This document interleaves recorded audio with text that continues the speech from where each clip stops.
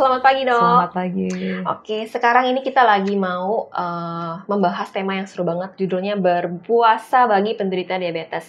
Jadi para penderita diabetes, bapak dan ibu yang bingung nih, saya boleh nggak sih puasa? Terus apa yang harus saya lakukan untuk memasuki bulan puasa? Nah ini akan dijawab oleh Dokter Elvina. Oke, sebelumnya Dokter Elvina apa kabar dok? Baik, alhamdulillah. Berarti lagi sibuk nih ya hari ini ya, kita gangguin dong. Iya, dengan aktivitas rutinitas sehari-hari dalam pelayanan. Oke, kita langsung masuk ke pertanyaan nomor 1 aja ya dok ya. Kita kan udah mau masuk bulan puasa. Sebenarnya boleh nggak sih penderita diabetes tuh berpuasa dok?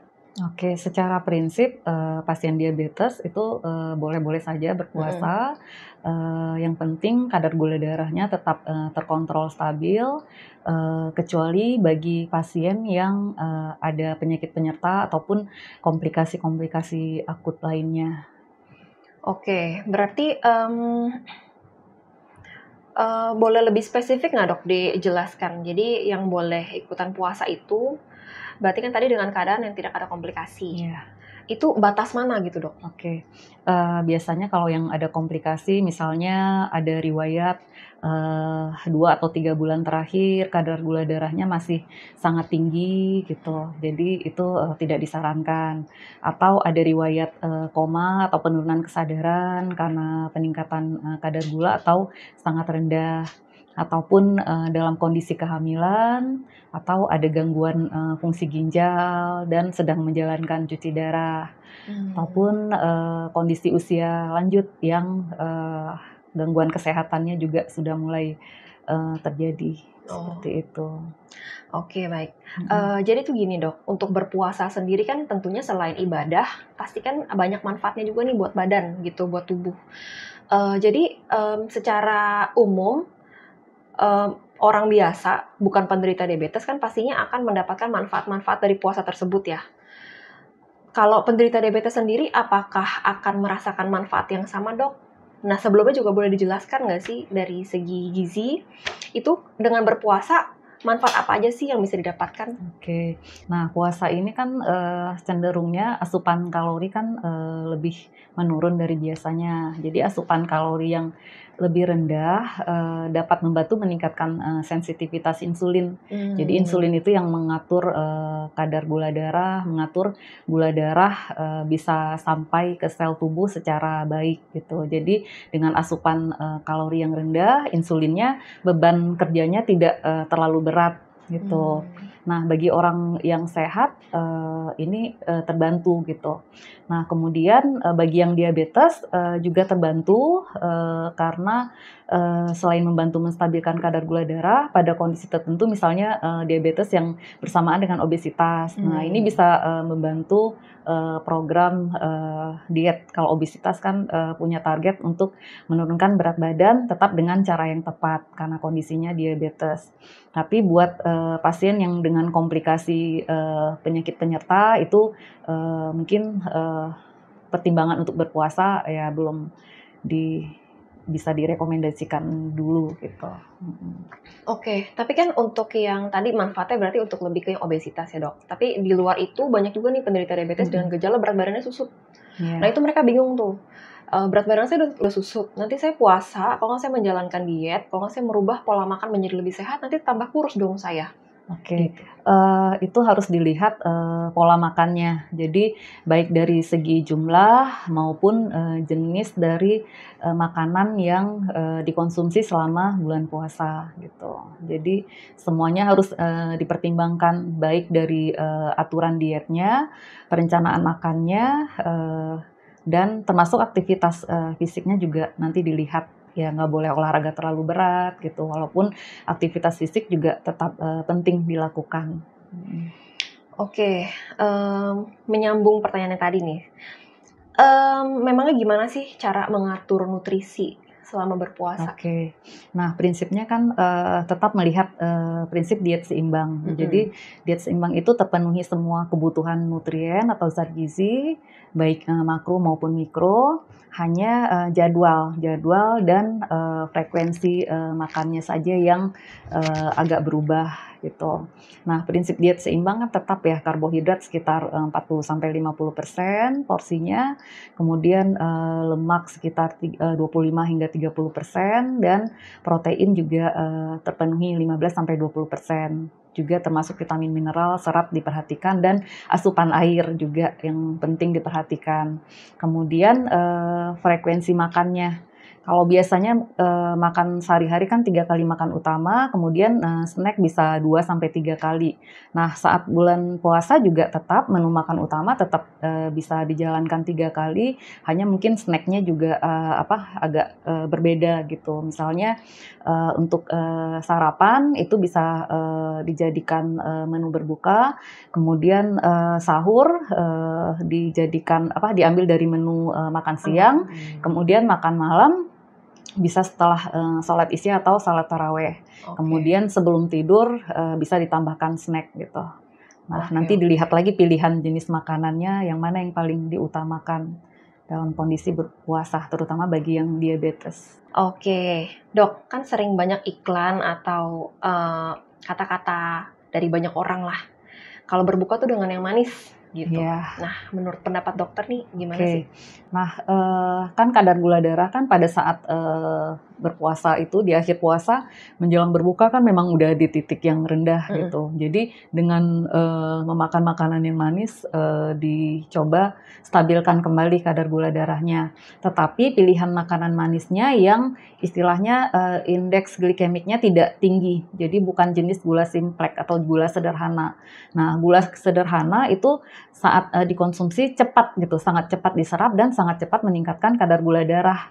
Nah, makanya dipilihlah gula yang sifatnya kompleks. Jadi lebih lama proses penyerapan dan lebih lama proses peningkatan titik puncak kadar gula darah di tubuh atau di darah gitu. Contohnya kalau yang simplex itu gula sederhana seperti gula pasir, sirup, madu, termasuk kurma ya, gula simplex. Tapi kurma tetap ada seratnya. Makanya dari segi jumlah tetap dibatasi. Nah, pilihan utama buat yang jenis makanan manis yang baik, yang mencegah peningkatan kadar gula darah adalah itu tadi karbohidrat kompleks gitu. Jadi boleh jus buah, tapi bentuknya blender gitu ya, atau ya biji-bijian seperti oatmeal ataupun yang lainnya, gandum. Oke, berarti kalau misalkan nih dok, penderita diabetes buka puasa dengan kolak yang super manis, pakai susu kental manis gitu dok. Nah, itu dia akan apa? Itu yang dihindari karena cepat peningkatan gula darah, apalagi kalau jumlahnya banyak gitu. Jadi tetap, berbuka itu dibagi aja porsinya, jadi jangan sekaligus banyak, kan biasanya buka puasa lapar ini ya cenderung iya. Nah, itu jumlahnya tetap diperhatikan. Kemarin kan kita sempat ini ya dok ya, kirimin M-Ganik buat dokter. Dokter udah coba belum? Udah. Gimana dok rasanya? Saya sih memang suka udah karena terbiasa ya makanan berserat gitu. Jadi dan itu terbantu gitu. Secara waktu kan lebih instan, bisa langsung cepat gitu ya proses penyajian. Kalau menurut dokter, baiknya itu konsumsi M-Ganik multigrain itu kapan sih? Di saat puasa, kalau misalkan normal nih nggak puasa, kita menganjurkan untuk konsumsi M-Ganik itu untuk pengganti sarapan pagi, gitu. Jadi untuk menjaga juga kadar gula darah biar nggak melonjak, biar kadar gula darah tetap stabil, dan kita sarankan lagi untuk dikonsumsi malam hari sebagai snack malam, gitu. Nah, untuk berpuasa gimana dok kira-kira yang bagusnya jadwal? Kan secara komposisi ya, kalau dilihat kan cukup baik ya, jadi sumber protein nabati, sumber serat gitu ya, banyak jenis seratnya. Jadi saat puasa juga lumayan terbantu. Nah, kita lihat dulu dari fungsi serat kan untuk mempertahankan rasa kenyang dan menstabilkan kadar gula darah, karena yang tadi ya kandungan karbohidrat kompleksnya gitu. Nah, saat puasa itu bisa dijadikan cemilan atau snack. Mungkin kalau malam hari bisa jadikan snack atau cemilan sebelum tidur. Nah, buat sarapan ya sahur ya, dianggap sahur, itu bisa tambahan gitu. Jadi saat mengakhiri sahurnya bisa dikonsumsi juga. Jadi mempertahankan rasa kenyang juga dan menghambat cepat meningkatnya kadar gula darah, lonjakan kadar gula darahnya. Oke, kalau dijadikan pembuka berbuka boleh nggak dok? Boleh aja. Jadi nanti kembali ke individunya, kebutuhan kalorinya seperti apa gitu. Jadi menu utama tetap terbagi. Jika ingin menjadikan M-Ganik sebagai menu utama, kan secara kalori kan sudah jelas ya hitungan kalorinya. Nah, jika di saat berbuka itu ditentukan berapa jumlah kalorinya, nanti tinggal disesuaikan, ditambahkan kalorinya lagi atau tetap dengan jumlah tersebut gitu. Oke, intinya boleh aja, yang penting harus tahu dulu nih kebutuhan kalori kamu berapa gitu. Terus setelah udah tahu, disesuaikan lagi dengan makronutrisinya. Jangan sampai kebanyakan lemak atau kebanyakan karbohidrat gitu ya. Yang penting dengan jadwal yang biasa, itu tinggal dirubah-rubah aja sesuai jadwal puasa dan tetap melengkapi nutrisi dan kalori, begitu ya? Iya, bisa sangat fleksibel.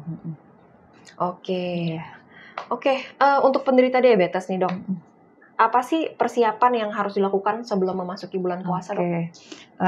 Sebaiknya buat pasien diabetes, khususnya yang sedang mengkonsumsi obat ataupun menggunakan insulin, itu disarankan minimal 2 atau 3 bulan sebelumnya melakukan pemeriksaan kesehatan, check up, baik kadar gula maupun pemeriksaan fisik ke dokter gitu. Jadi dapat ditentukan dengan diketahui statusnya saat itu, apakah termasuk dalam komplikasi penyakit penyerta atau disesuaikan pemakaian obatnya, dosisnya, dan insulinnya gitu.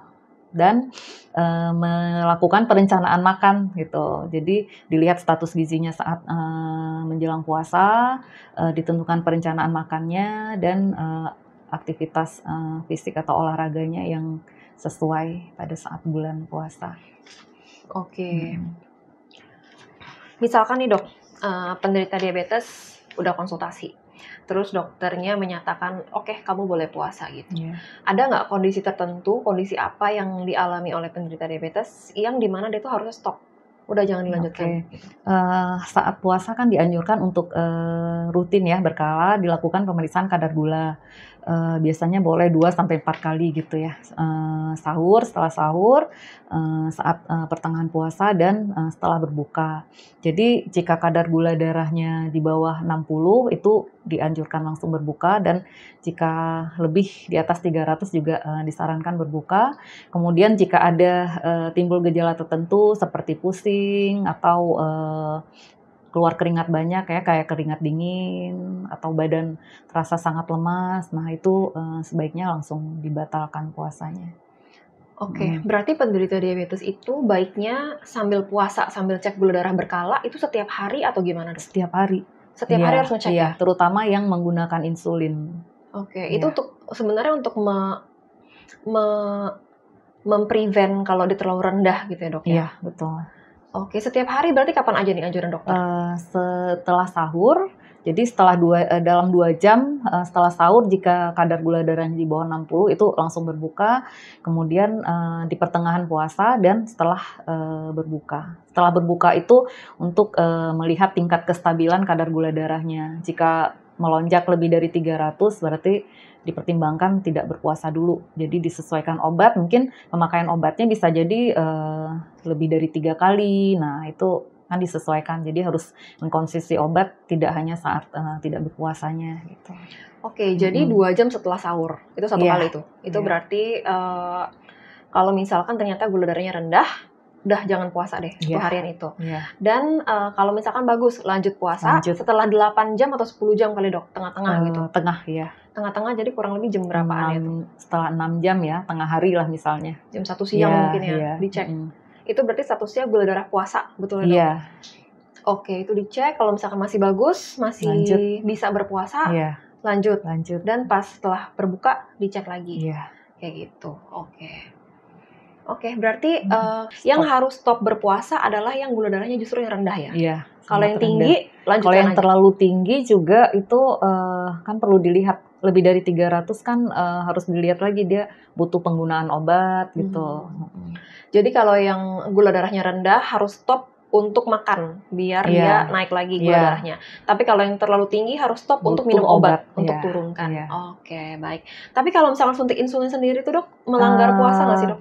itu makanya nanti disesuaikan, saat kapan, menggunakan insulin. Biasanya frekuensi dan dosis insulinnya biasanya diturunkan, karena kan asupan makannya kan berubah ya secara frekuensi gitu dan secara jamnya, gitu. Jadi insulinnya disesuaikan lagi. Oke, Mhm. maksud saya kalau minum obat yang minum itu kan, udah pasti batal puasanya. Tapi Iya. kalau misalkan insulin sendiri karena itu ada sesuatu atau yang berbentuk dari luar masuk ke dalam tubuh, itu tergolong batal puasa nggak sih, Dok? Iya termasuk Oh, ya. tergolong ya? Iya, mhm. Oh, jadi kalau Mhm. misalkan nggak minum obat, minum tapi suntik insulin Iya, udah batal iya, puasa? mhm. Oh, begitu toh. Oke, so far sih pertanyaannya udah semua, tapi saya ada masih penasaran beberapa Iya, hal sih, Dok, mengenai diabetes dan puasa gitu. Misalkan nih, penderita diabetes kelewat, ini kan sekarang udah sebentar lagi banget nih, iya, 2 minggu lagi mhm, puasa. Mereka belum sempet cek nih 2 bulan kemarin, mhm. mau cek sekarang bisa nggak, Dok? Ya masih bisa, yang penting kan tadi, Mhm. syarat kadar gula darahnya tetap stabil dan, meng-adjust atau menyesuaikan dosis obat gitu, tetap harus periksakan diri. Itu, 2 bulan itu dimaksudkan, untuk, melihat semua parameter yang ada gitu, jadi lebih, prepare gitu ya. Nah kalau istilahnya kalaupun sekarang ya tetap belum terlambat gitu untuk memeriksakan, memastikan masuk golongan resiko, tinggi atau tidak gitu, itu yang perlu dipastikan. Mhm, Oke. mhm. Oke sih, udah sih, Dok. Jadi secara garis besar penderita diabetes boleh berpuasa asalkan tahu keadaan kondisinya Iya, betul. dan, bisa memiliki pola makan yang jelas Iya, dan tetap memenuhi nutrisi dan kalori. Seperti iya, itulah ya kira-kira ya. betul.